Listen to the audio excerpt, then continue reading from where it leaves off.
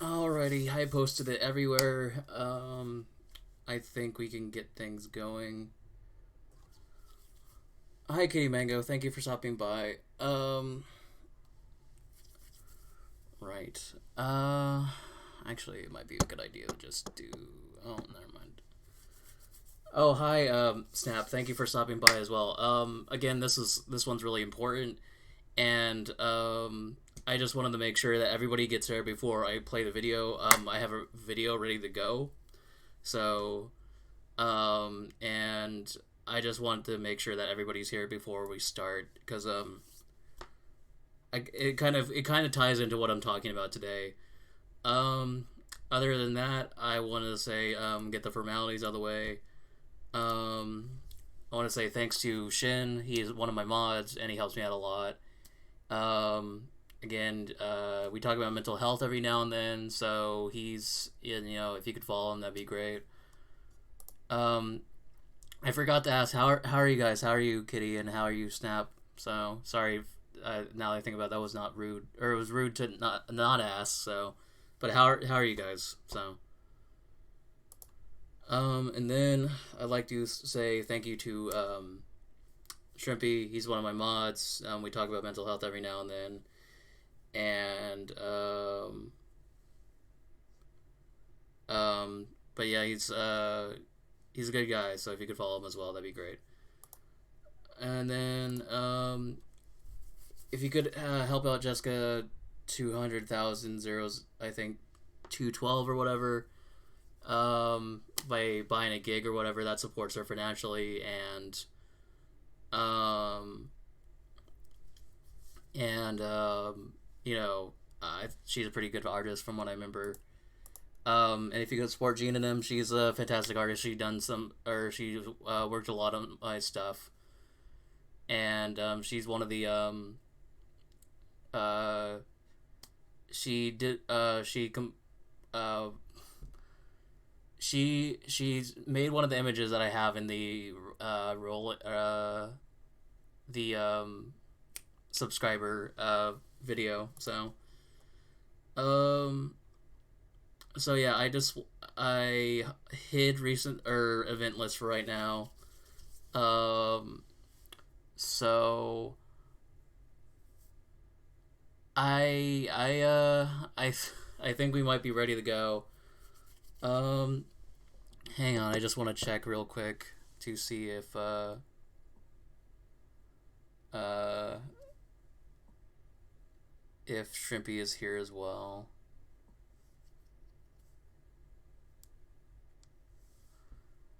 And I just want to check with you guys real quick.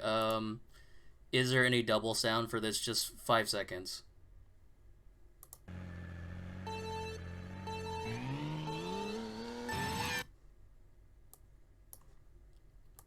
So there was no quadruple sounds, right? I just wanted to make sure.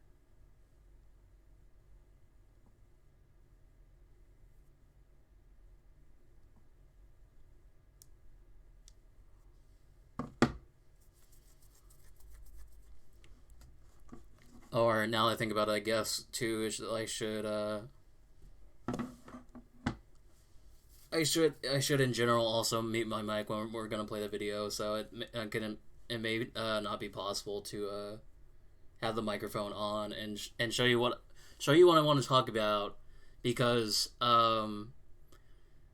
th- what I wanted to bring up is we're gonna be talking about Metroid today, and I was saying it was great for it's not really scary, but it's I think it's great if you wanted to play it for Shocktober. But again, I think you would have to get a capture card as well. So anywho, I think it's time to start and or oh, thank you for dropping by as well, J2. Everybody's here. Three enough people. I don't think Shrimpy and Shin is here, but they'll join eventually. I'm just gonna put the video on, to show you what I'm talking about.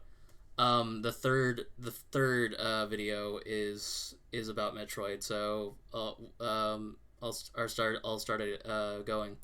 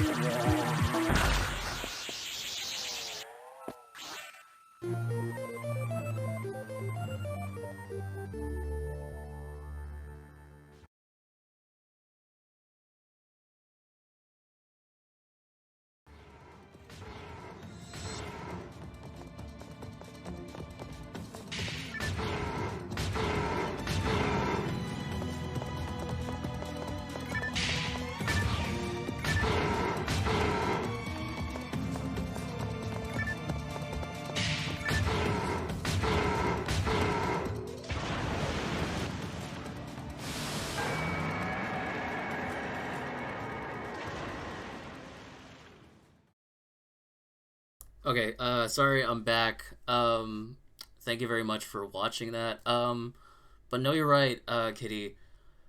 I Now that you mention it, I should put that for my channel trailer because those are probably my top three favorite characters. Princess Daisy, Samus Aran, and Mia from Fire Emblem. And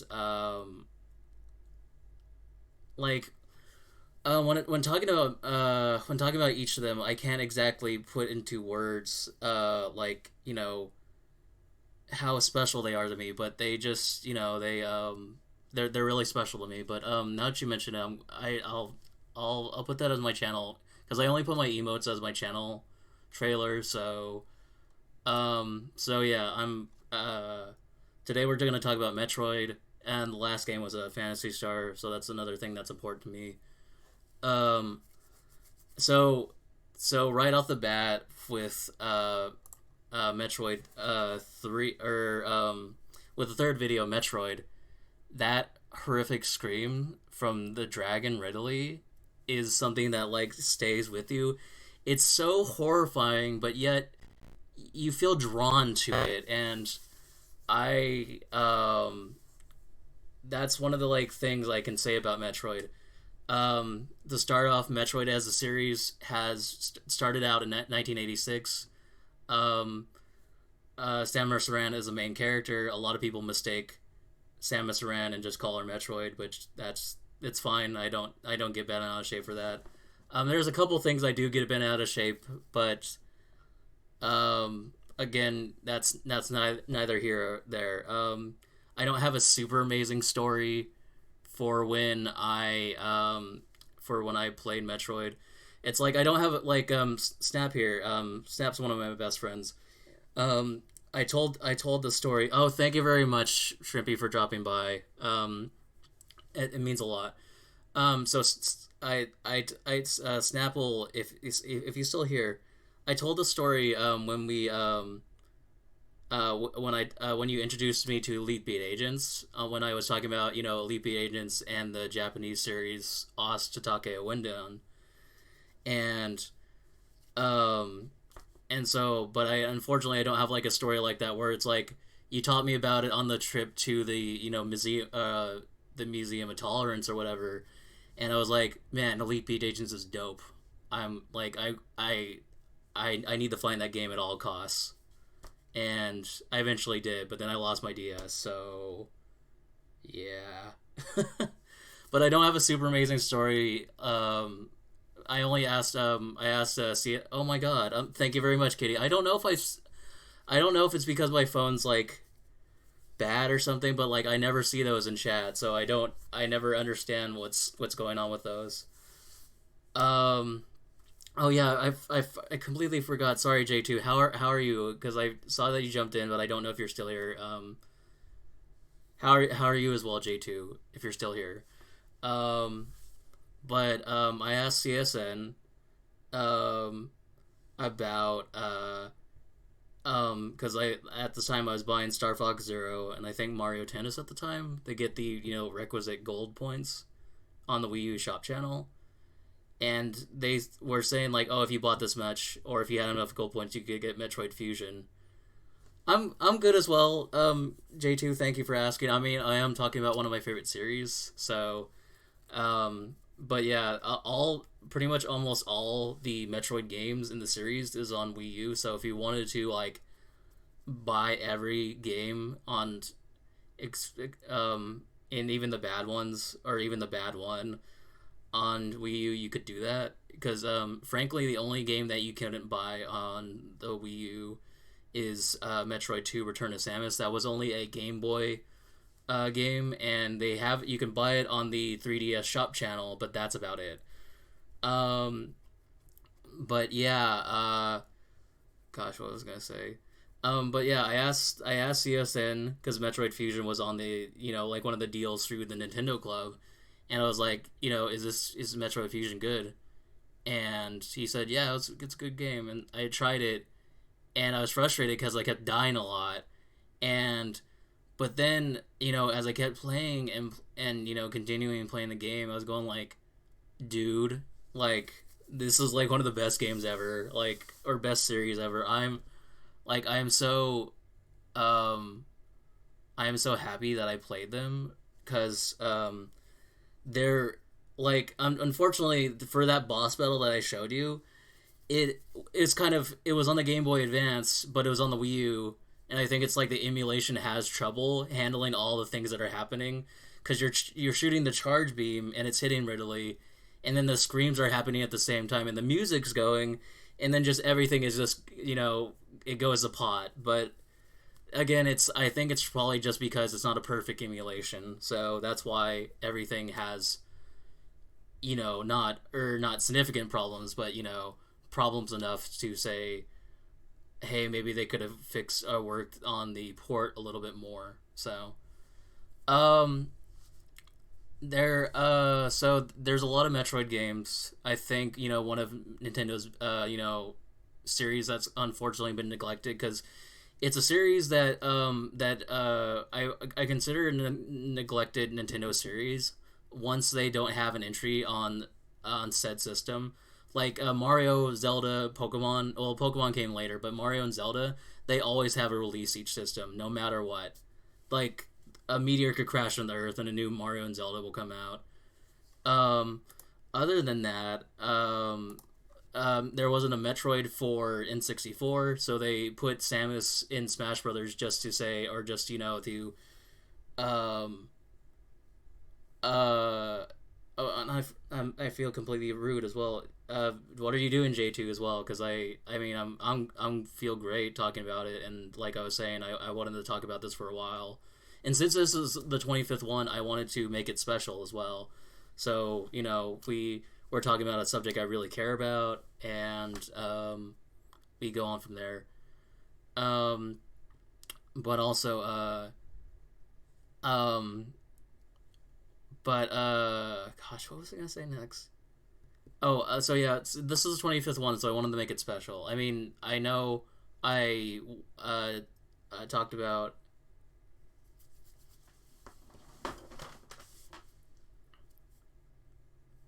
Oh yeah, I gotcha. Oh wait, Thanatos is like a boss, right, or something like that. That's from the new Kid Icarus Uprising, right? If I'm not mistaken. And I remember that for Metroid, that was one of those other things where Gunpei Yokoi was again Nintendo's Golden Boy, so and more or less master to Shigeru Miyamoto, so he made Super Mario Land, which stars Princess Daisy. Um, gosh, what's it called? Made Helped Metroid as well. Oh, I gotcha. And then he helped make Kid Icarus as well. And I only to be fair, I only played Kid Icarus once. So and I found it super difficult. And it was only the demo on because they had demos on Super on Smash Bros Brawl, and that's probably where I played it because I think I also tried out the Super Metroid um, demo there. But gosh, what was I gonna say? But yeah, I found Kid Icarus super. I know they a lot of people have said Kid Icarus OG NES is really difficult, so that's to be fair to that. So that's probably why maybe I don't have so much a positive opinion. But if I played it more and I got used to it, I probably have a better opinion on it. So I got you, I got you. Um, but yeah, so that's why it's like I know a lot about Gunpei Yokoi, and then I know a lot about what's it called, um, about Metroid, and then Princess Daisy, and then Kid Icarus as well. Um, so yeah, I took the liberty. I wrote like 4 pages of stuff for Metroid. So hopefully this might be a long, or this will be a significant one. So again, Metroid started out 1986, and then they had a large gap of 5 years. Metroid 2 came out on the Game Boy for 1991. Uh, Super Metroid came out in 94.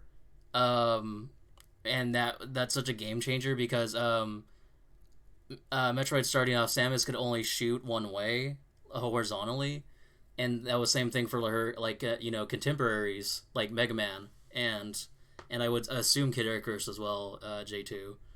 But then Super Metroid came out, 94, and it's such a game changer. You can shoot 8 directions like Contra or Metal Slug, and they have so many of the super upgrades that are iconic now to the franchise, like the spinning attack, her super speed. Um, she gets a rainbow beam at the end of the game. It's well, I mean, they kind of reprise the rainbow beam. It's really cool. Like, I wish I could show you everything, but I don't have a clip of everything that I find so cool about Metroid. Um, so that's what. So and unfortunately, Gunpei Yokoi dies in 1997. So that's probably why also there was such a significant gap between Super Metroid and Metroid Fusion and Prime One. Super Metroid debuts in 1994, and then Metroid Fusion and Prime One debut in 2002. And what I was gonna say is a Metroid Prime One is a really interesting case. Prime One was developed by the guys that did Turok, so that's always the funniest thing I found out that like they made Turok, and little did they know at the time that they were going to be developing Metroid Prime One. So like, I think that's such a like, a dream job type thing, because I just who could you say like, oh yeah, in a couple of years you're going to be developing Metroid? I'd be like, get out of here! What you talking about? Metroid Prime 1 is also a first-person shooter, which was really interesting at the time. And some people dismissed it early, like, oh, get out of here, it's not good. But then when you play it for the Metroid Trilogy, which is, they pack all the Prime games in the one, like, disc, that really, they add the Wii U motion controls. And so you can, like, aim, like free aim and all that, and it's so like Metroid Prime 1 is godlike. If you can, and Metroid Prime 2, it's more difficult. I say that there's a boss like that, and but there's only I swear it's like there's only one boss that gets really difficult in Metroid Prime 2. But Metroid Prime 2 is like I honestly it's like this is like the only game I feel like I could say it's like almost perfection. And like Metroid Prime 2 is like easy, like one of my top favorite games. And I usually say, and this is probably a bad thing to say out loud, but like I usually, if people I'll say like, okay, Final Fantasy X or Phantasy Star is one of my favorite games, and that's true. I love those games, but I kind of use it as protection so that people don't, like, give me guff if, I like Metroid or whatever. Metroid Zero Mission came out in 2004. Same thing as Prime 2. Who hosted? Oh, right. I'm sorry. I need to bring up the event list again. So...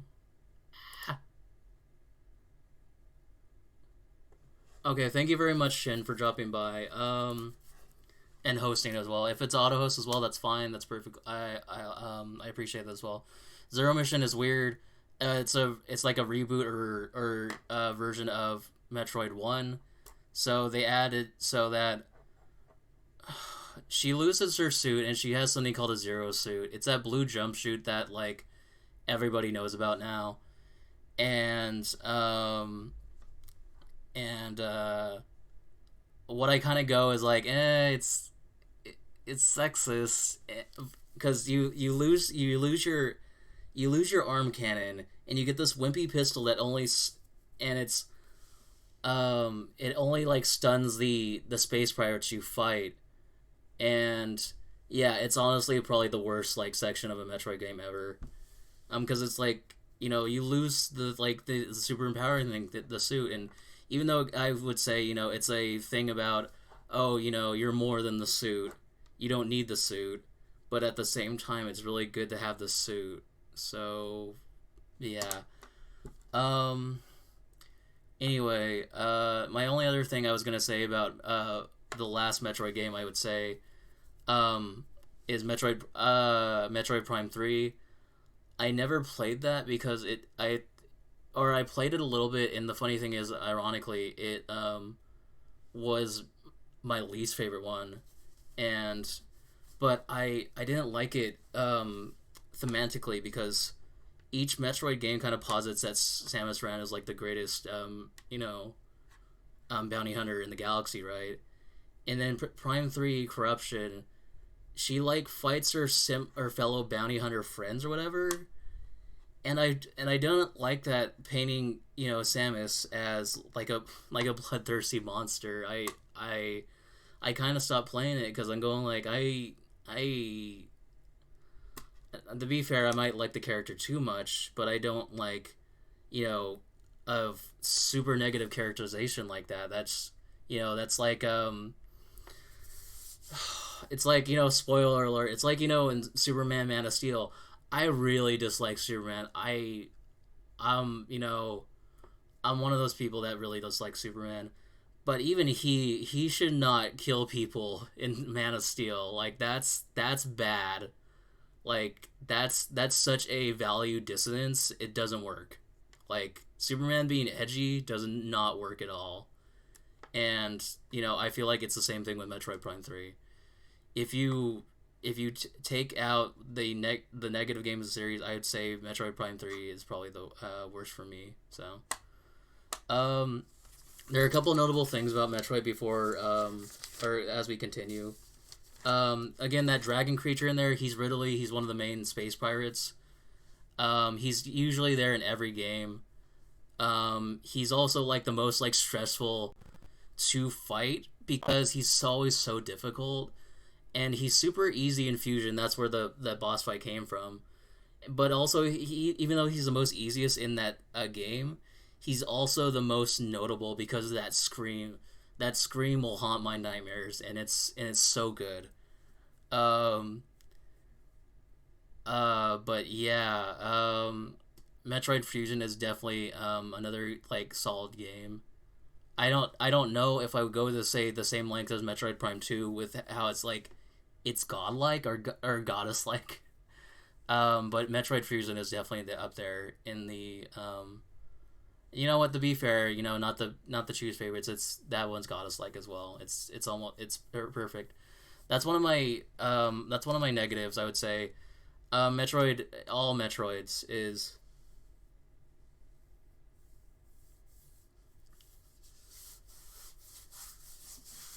I gotcha J too because like yeah, again it's like I know not to stay on the Superman thing forever, but again it's like throwing your characters into the opposite direction can only work so far, and then when you push it so far, you get even the hard you get both people, the negatives and the positives. They go like that's not right, that doesn't work.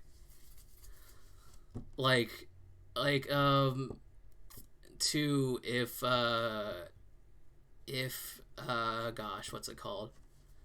I know it's like this is probably like you see Sonic the Hedgehog, right? And Sonic the Hedgehog Classic is like a lot of people love that. And then when you go to Adventure, a lot of people go like, "Oh, he's too edgy now." And that's kind of true. I understand modern Sonic is edgy. He's teenage Sonic. He's rebellious and all that. But yeah, I understand that's such a character gone in such the opposite such opposite way that you're like, oh no. um so I would say the only negatives I would say for Metroid is well hang on, sorry. There are a couple of notable things. She has super speed in most of the 2D ones. There are these statues called the Chozo. They are bird-like creatures that raise Samus on their planet because her parents died, so she was raised among the Chozo, and she's this super warrior from their training. So she does get the rainbow beam. That's at the end of Super Metroid 2. Mother Brain is her second transformation. I wish I had a clip of that too, because it's so horrifying slash amazing that you gotta see it. There is something called the Metroid like baby. To clarify, my bad, I should have said this the longest time ago. Metroids in the game are these small jellyfish like creatures. They attach to somebody, draining them with their electricity slash lightning. Um,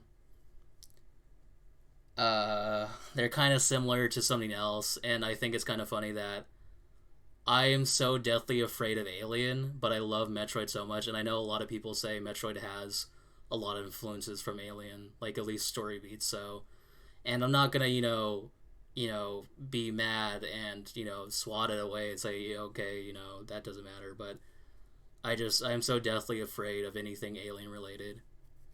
I got you, J2. But anyway, but the Metroids are kind of similar to the Alien, so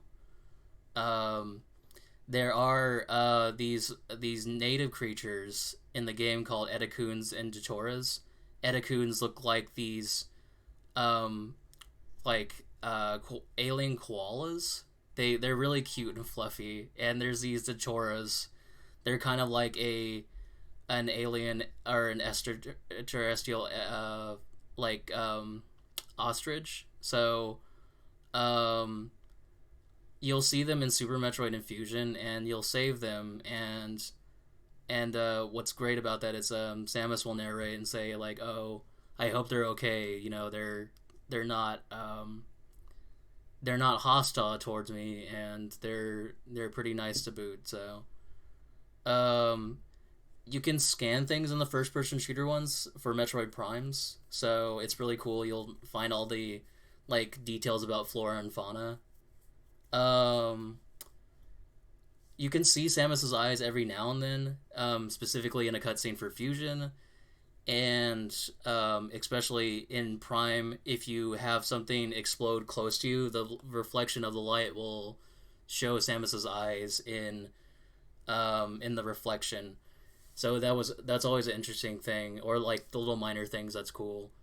You'll also see Samus's eyes full time in Prime 3 because they have the graphics to do it, so it's kind of a cool thing. Metroid also has a lot of amazing music. Like, unfortunately, in Smash, they don't promote the music enough, but if you look for it, you'll find that it has some nice music. So, if you walk away from this with anything, it's that you'll hear the item get sound, which was that sound after we beat Ridley. So that was the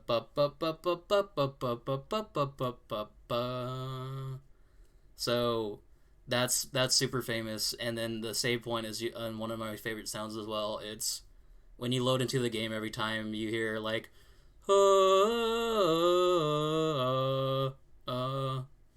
so that's two of the sounds that should be recognizable.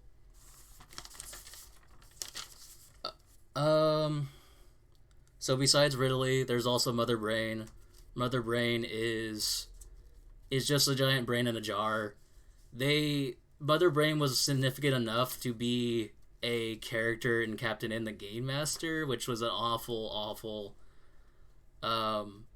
another Nintendo licensed show, and it barely had any Nintendo characters, which, if J2 is back, it had Kid Icarus, which is weird, and I have Glass House and I'm throwing shade, but I just found it weird that they have Kid Icarus, Mega Man, and Simon Belmont from Castlevania as characters in that show.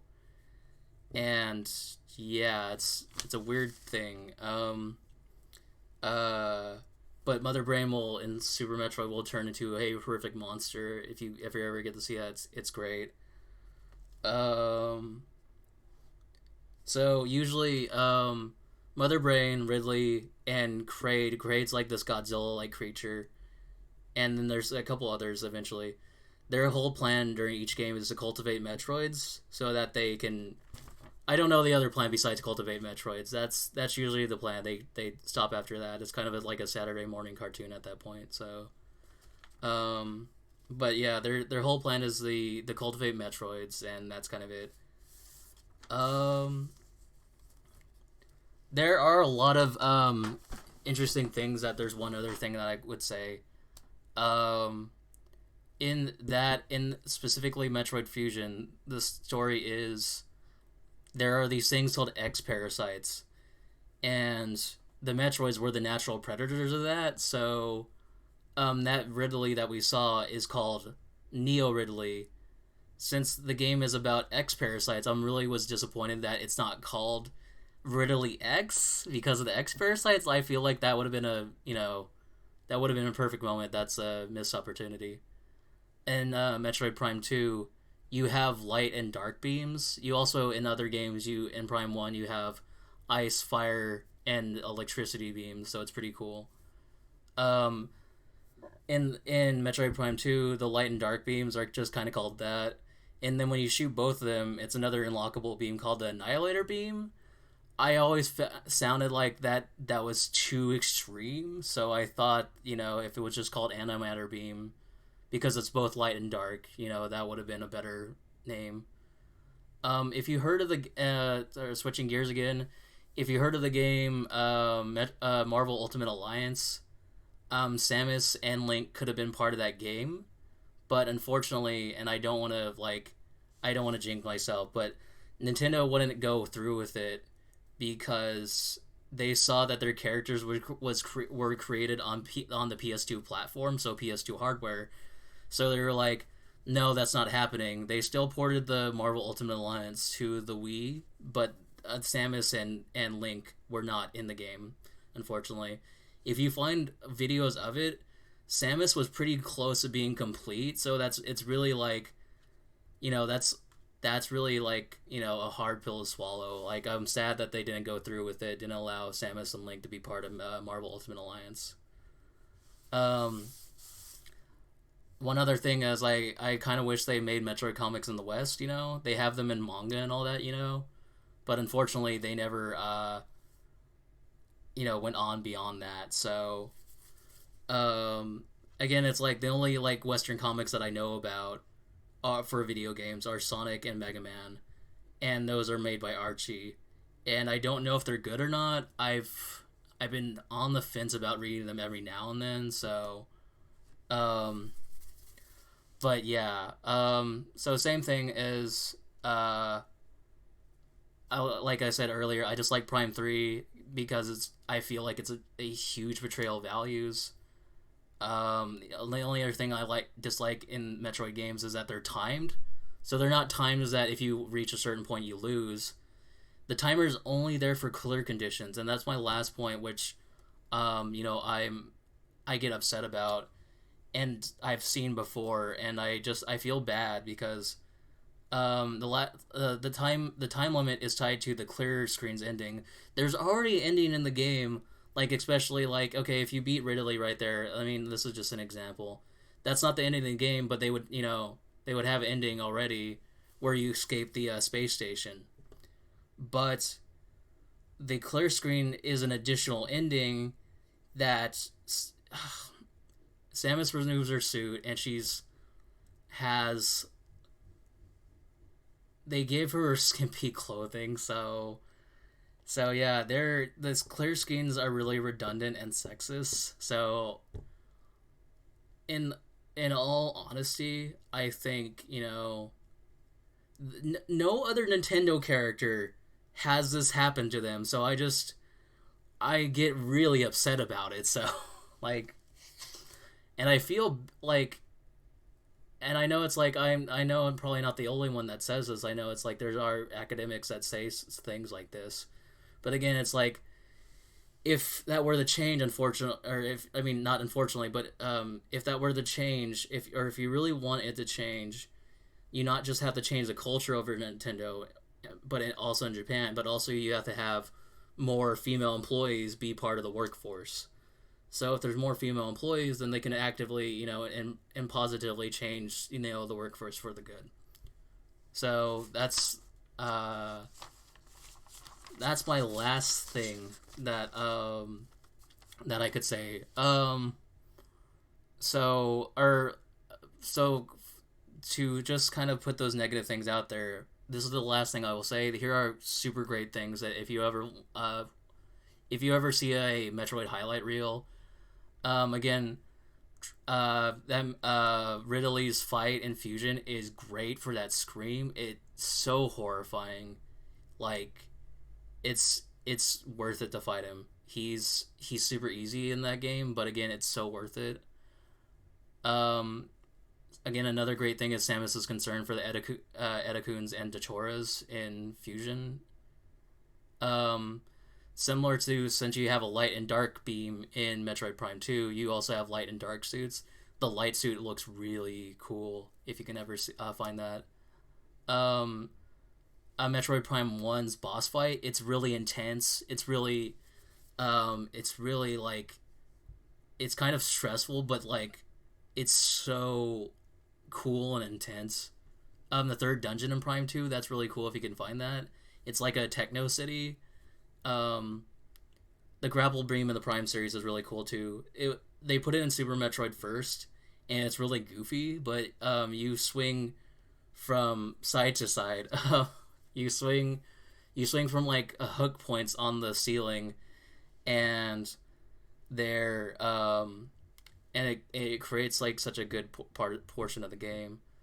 Um, Another last two things. The spinning attack, the upgrade that you got after beating Ridley in Fusion, is missable in Super Metroid, which I thought was fascinating because it's such an iconic part of the game. Yet it's missable in, I think, possibly the first one they introduced it. I'm not too sure. And then they introduced the spinning attack in Prime 2, which is awkward because it's a first-person shooter and it's 3D at the same time. So how do they do it? Well, they add it so that with the spinning attack, you can jump infinitely. So what they do is that they make you jump over long gaps. So yeah, thank you everybody for stopping by. Um, I was really happy to talk about this, and thank you everybody for stopping by again. Um, that's all I can say about Metroid in general, because yeah, sorry, I can't think of anything else. Um, but yeah, Metroid's really cool if you ever get a chance to play it, and again, hopefully with Metroid Prime 4, maybe they'll remove the clear screens because they're again, like I was saying, they're kind of redundant. So, but anyway, thank you everybody for stopping by. This was great. I am Reroll Zero, your host, signing off.